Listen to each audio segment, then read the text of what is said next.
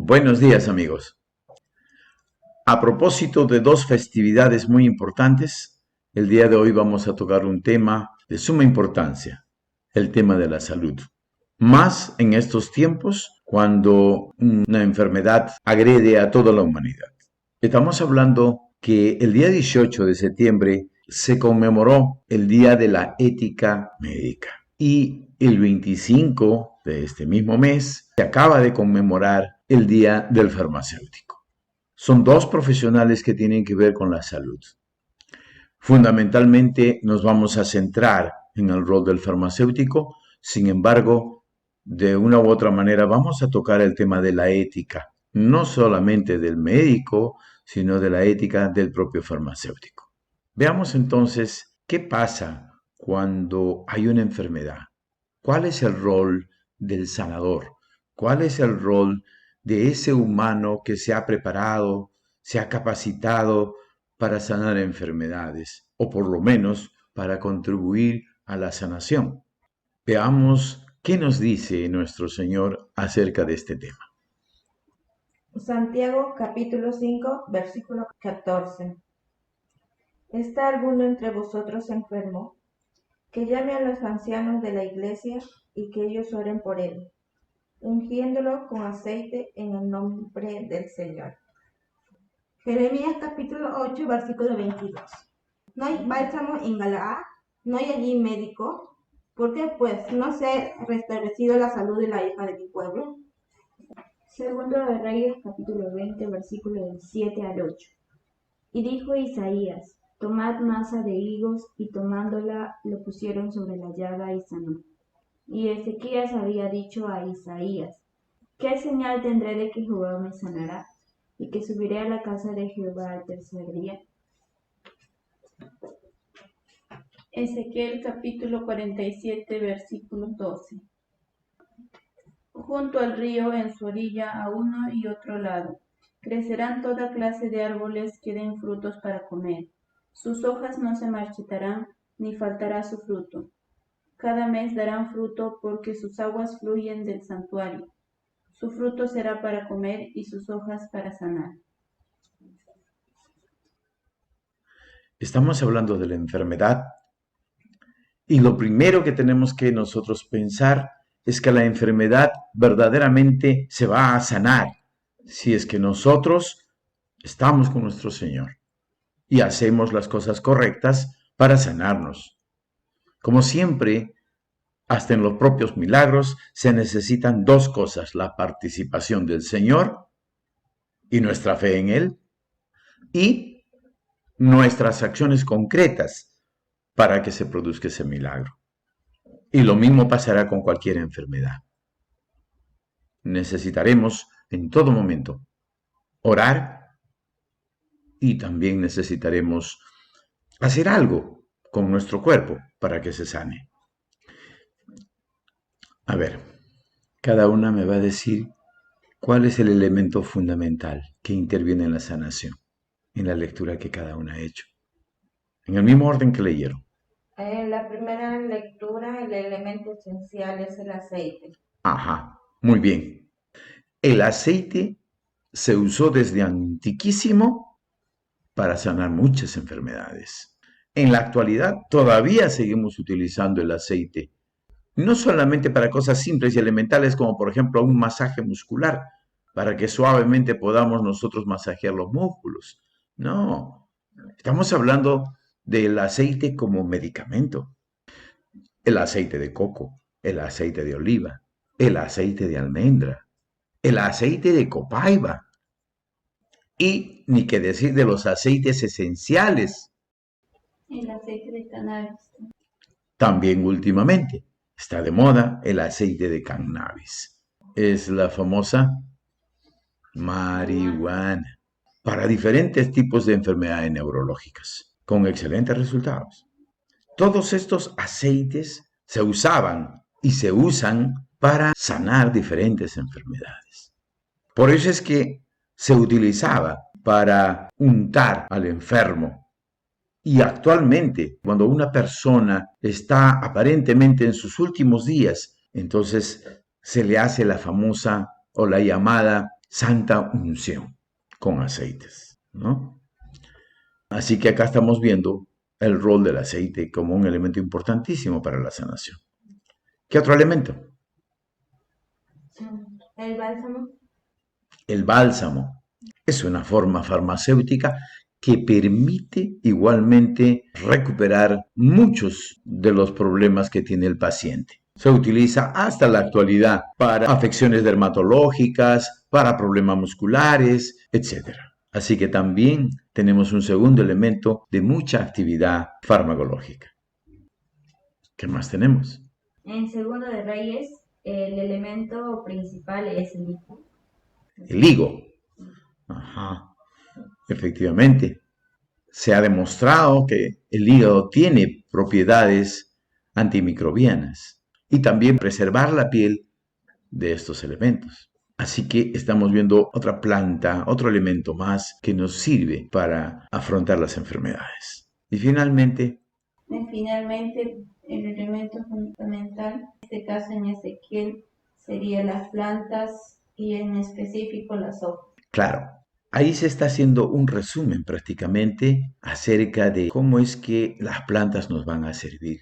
Dios, en su infinita sabiduría, lo puso al hombre en un paraíso, del cual fue despedido por su error. Pero cuando fue enviado a la tierra tiene elementos similares al paraíso. Las plantas, los animales, toda la naturaleza está ahí. Lo que pasa es que la tierra fue maldita por el pecado de Adán. Y entonces el hombre tiene que trabajar la tierra. Entonces tenemos las plantas como otro elemento fundamental para la sanación de las enfermedades. Hoy en día eso toma el nombre de fitoterapia. Pero ¿y cuál es la conclusión de todo esto? Que muchas de las plantitas nos van a servir, como dice la lectura, como alimento el fruto y como medicamento la hoja. ¿Quién no sabe que hay infinidad de plantas que le llamamos ahora plantas medicinales? Se utiliza para la sanación de muchas enfermedades. Se prepara una especie de jugo de las hojas, se utiliza las hojas en infusión, también de ahí se extraen aceites, efectivamente, como hemos visto, de tal manera que ahí está resumiendo que tenemos la sanación ante nuestros ojos. Las plantas nos van a servir para sanar hasta el cáncer. Y últimamente, en el famoso corona, también se ha utilizado diversas plantas, no solamente para los síntomas, ¿no? Como el eucalipto, el kion, la canela, el ajo, la cebolla, qué sé yo, sino inclusive para usarlo como antiviral propiamente, como la quina.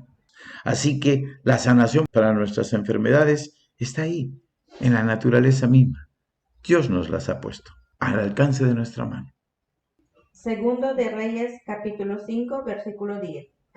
Y Eliseo le envió un mensajero, diciendo, ve y lávate en el Jordán 7 veces, y tu carne se te restaurará y quedarás limpio. Otro elemento importantísimo para la sanación de las enfermedades es el agua. Así es. Simplemente el agua nos puede servir para muchísimas afecciones.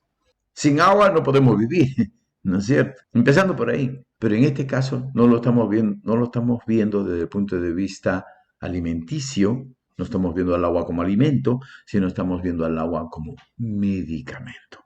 ¿Y cuántas veces han oído ustedes que el médico o el farmacéutico en la farmacia les dice, toma bastante líquido, ¿no? Para afecciones respiratorias, cuando tienen su tos con flema, o cuando tienen problemas intestinales, ¿no? También problemas renales, tiene que ingerir mayor cantidad de líquido. O sea, simplemente el agua sola lo va a ayudar un montón a ese paciente. Así es. Continuamos. Juan capítulo 9 versículos del 6 al 7. Dicho esto, escupió en tierra e hizo lodo con la saliva, y untó con el lodo los ojos del ciego, y le dijo, ve a lavarte en el estanque de Siloé. Fue entonces y se lavó y regresó viendo. Jesús obviamente es hijo de Dios, Dios mismo, y tiene el poder de sanar. En este caso, tiene el poder de hacer ver a un ciego que jamás en su vida ha visto, ¿no? Tiene el poder.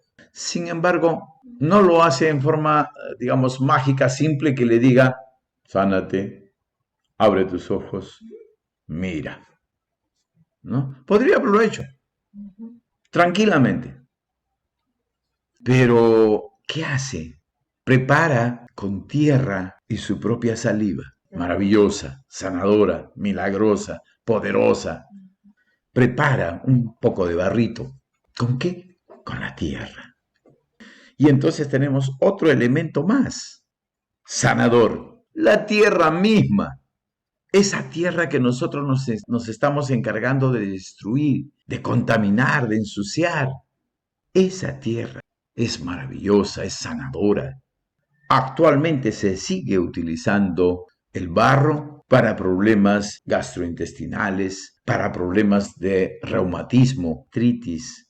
Hay en algunos lugares, en algunas ciudades del mundo, una especie de laguna, ¿no?, cerca al mar, ¿no?, donde este barro, este lodo, tiene pues una serie de minerales, una serie de cosas que cuando la gente va y se baña, se pone ese barro y después de un rato ya de haberse aplicado el barro, salen y se van a su casa, comienzan a sentir el alivio correspondiente.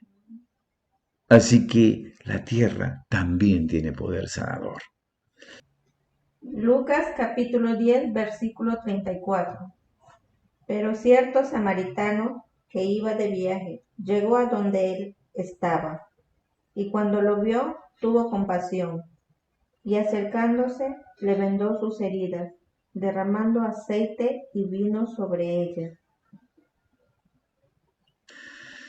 Es el pasaje famoso del buen samaritano, ¿no?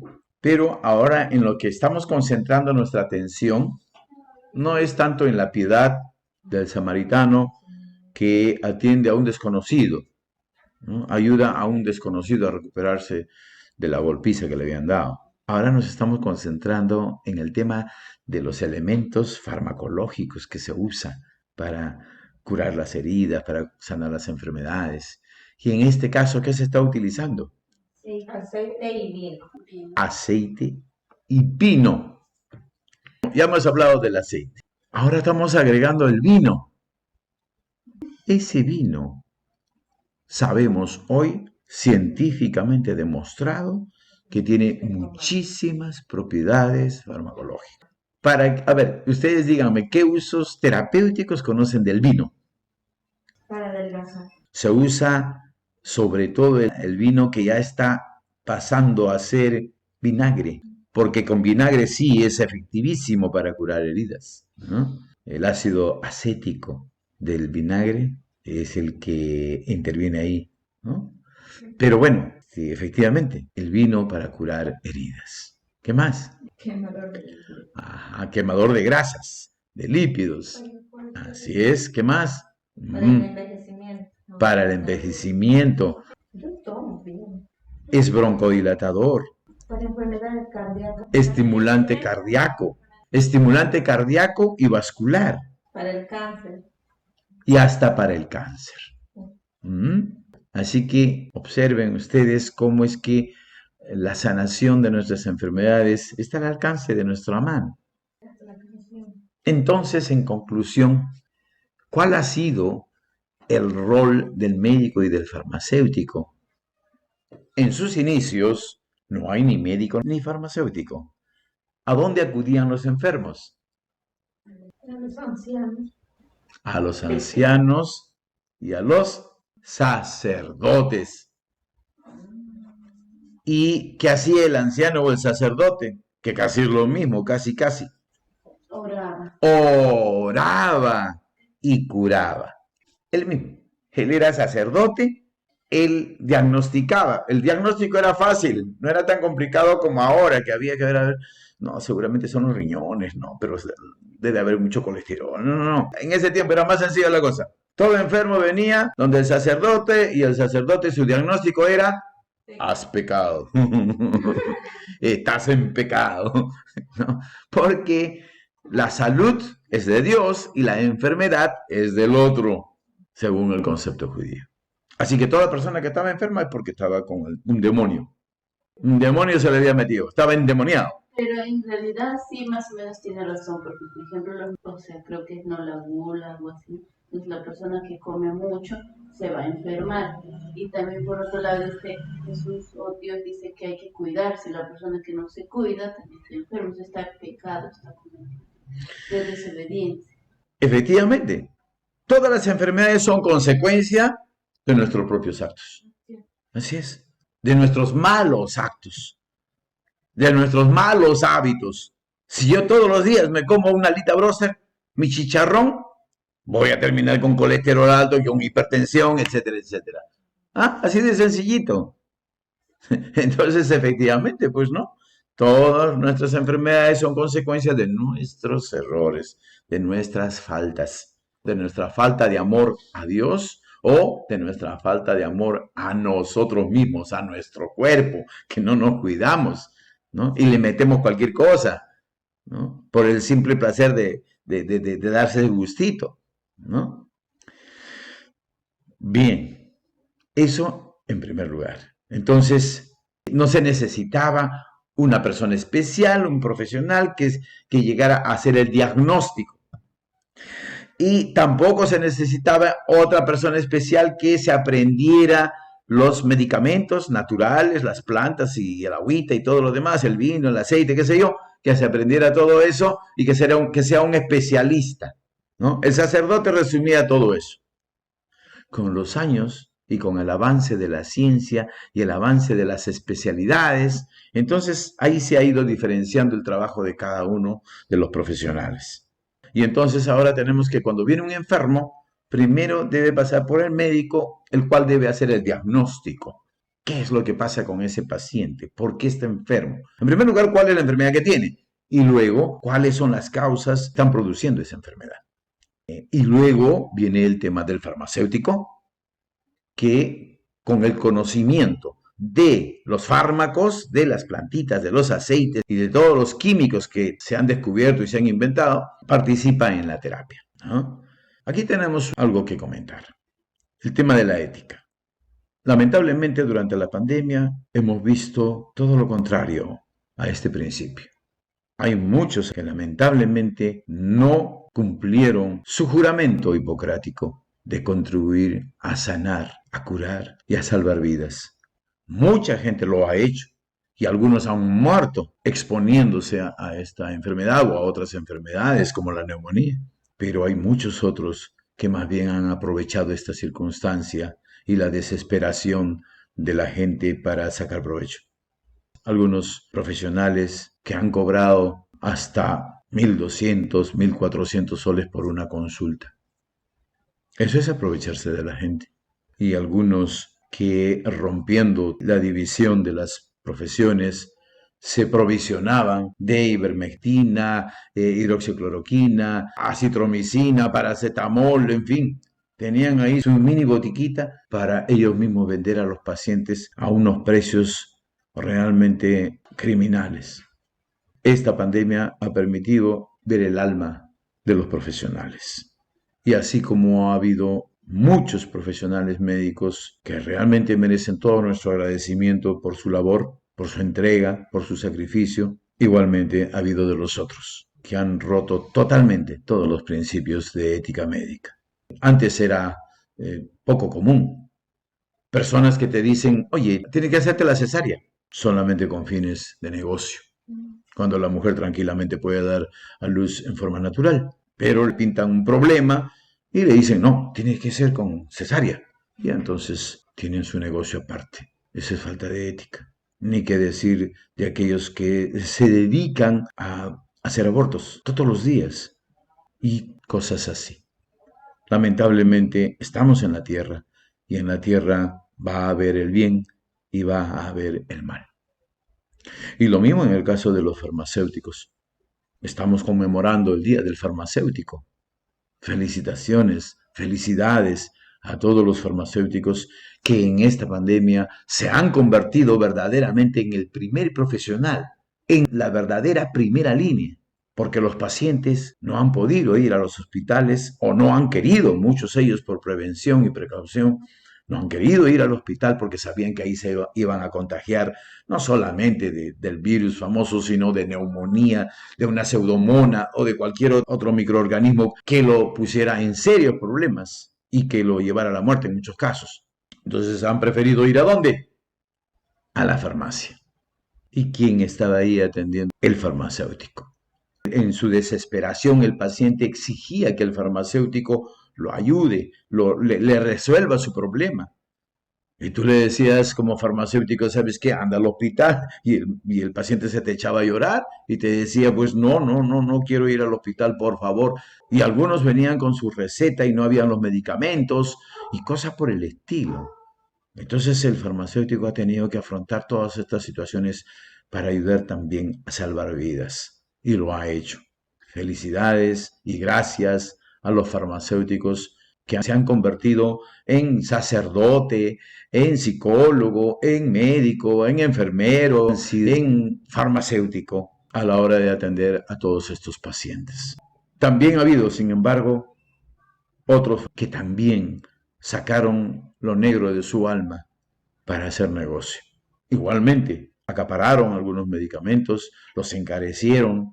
Hay otros que no son farmacéuticos, que han puesto botica y que la botica se parece a la farmacia, y estos señores, que son cualquier persona que no ha estudiado nada de farmacia, y sin embargo daban por dar un medicamento, han estado en las boticas, pero para aprovechar las circunstancias de hacer negocio. Obviamente, lejos totalmente de la ética profesional. Hablando de ética, hay un tema muy delicado. Los médicos son expertos en el diagnóstico. Y hasta ahí está muy bien.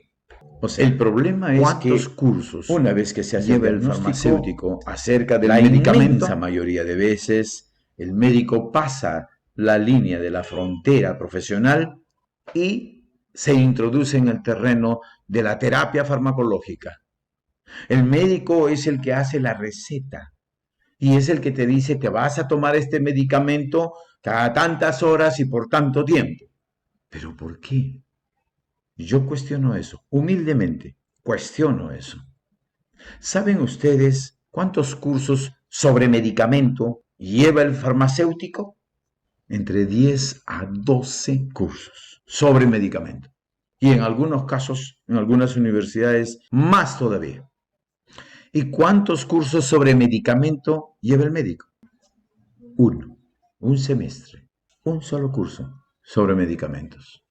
Entonces, por ética profesional, el médico no debería ser el que esté a cargo de la gestión del medicamento, sino el farmacéutico. El médico tendría que llegar al diagnóstico y enlazar el medicamento que aparentemente va a necesitar ese paciente, pero pasarlo al farmacéutico para que el farmacéutico, evaluando la información que le da el médico, pueda decir sí, este medicamento es el que vas a tomar.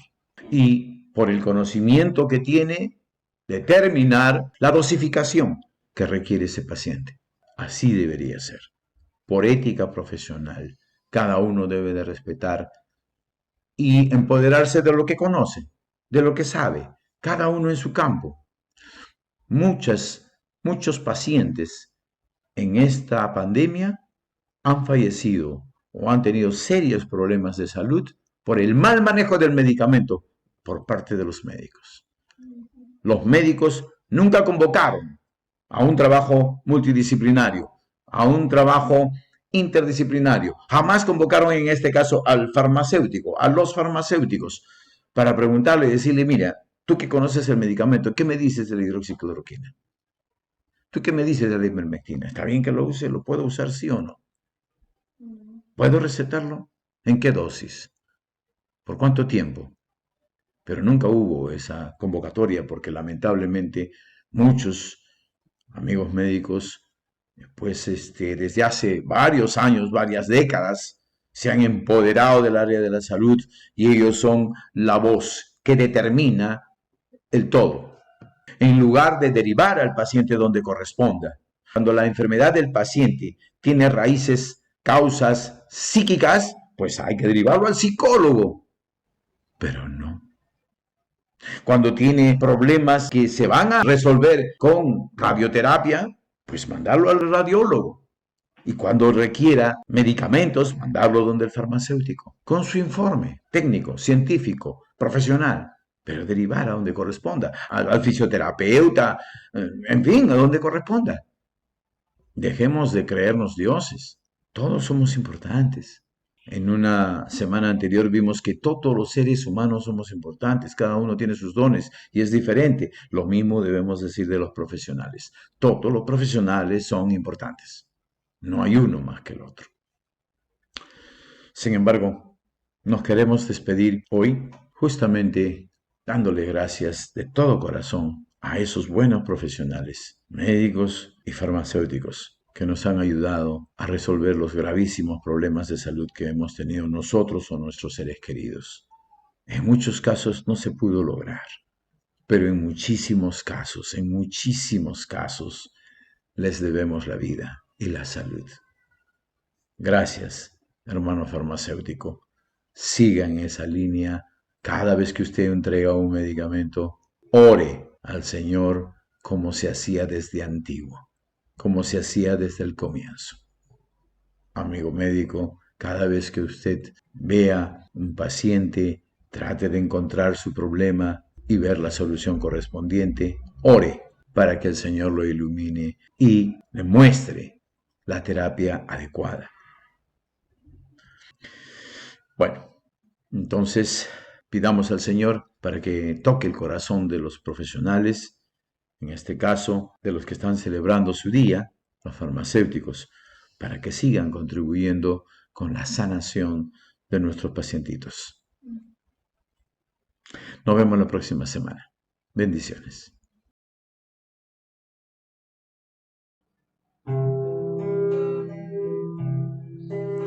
Señor, ten compasión de mí, pues me siento sin fuerza. Señor, devuélveme la salud, pues todo el cuerpo me tiembla. Estoy temblando de miedo, y tú, Señor, ¿cuándo vendrás? ¿Cuándo vendrás? Estoy temblando de miedo, y tú, Señor, ¿cuándo vendrás? ¿Cuándo vendrás? Señor, ten compasión de mí, me siento sin fuerza, devuélveme la salud. Señor, ten compasión de mí.